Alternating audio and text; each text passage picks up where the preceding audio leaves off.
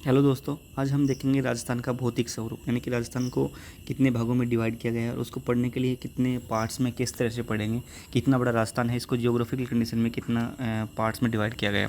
तो चलिए शुरू करते हैं। सबसे पहले मैं बता दूं कि जो राजस्थान है वो पतंग के आकार का है, यानी कि विषम कोणीय चतुर्भुज के हिसाब का है। और इसका क्षेत्रफल मैंने बता दिया था पहले आपको, 3,42,239 स्क्वायर किलोमीटर है।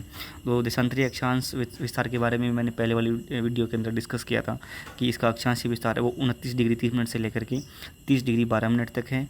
देशांतरीय विस्तार है 69 डिग्री से 29 मिनट से लेकर के 78 17 मिनट तक है। और इसके बारे में ये भी बताया था कि इसका डिफरेंस कितना है और इसके मतलब दोनों का अक्षांशीय विस्तार देशांतरीय विस्तार का डिफरेंस कितना है।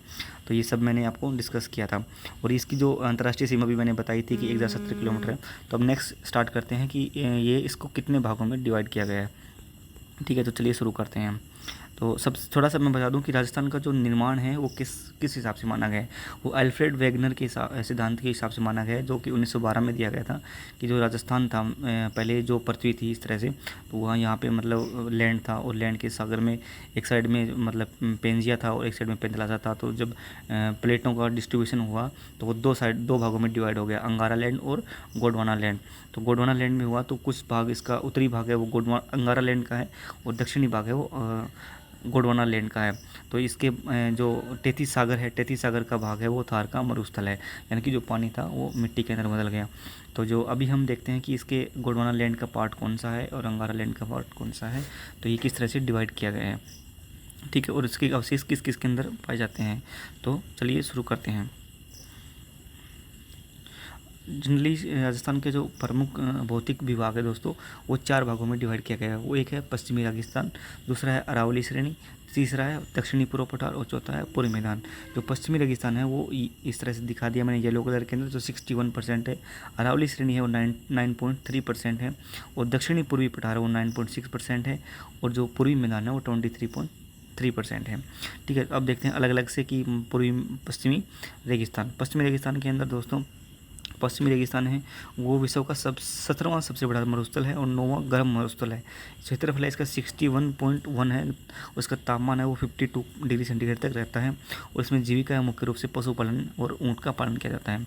इसके अंदर जो है चार उपप्रदेश भी हैं, जो है शुष्क रेतीला प्रदेश, लूनी जवाई बेसिन और शेखावाटी प्रदेश और घग्गर का मैदान। दूसरा है अरावली श्रेणी पहाड़ी क्षेत्र। अरावली श्रेणी जिस तरह से मैंने दिखा दिया कि ये जो अरावली है वो खिंड ब्रह्मा सराय से लेकर के खेजड़ी झुंझुनू तक होती है। क्षेत्रफल है इसका 9.3।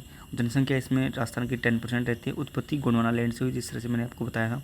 यह श्रेणी राजस्थान को दो भागों में बांटती है, जिस तरह से एक ये राजस्थान और एक दूसरा ये वाला राजस्थान। तो ये एक ये वाला और एक ये वाला, दो भागों में इसको डिवाइड करती है। ठीक है, दक्षिणी अरावली, मध्यवर्ती अरावली, और इसको भी तीन भागों में डिवाइड किया गया है।